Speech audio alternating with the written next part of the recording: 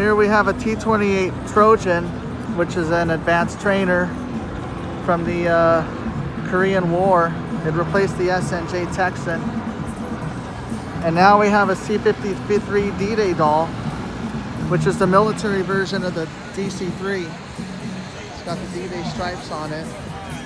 And then you have a Huey helicopter right here. 11157. Yeah, we have a lot of military aircraft here. And in the distance, you have a Huey Cobra, which was both used in the Vietnam War.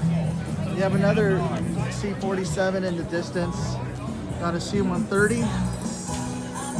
And then you have the C-17 from March Air Force Base in the distance.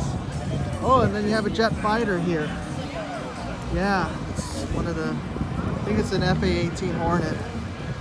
Yeah, that's right. Great day.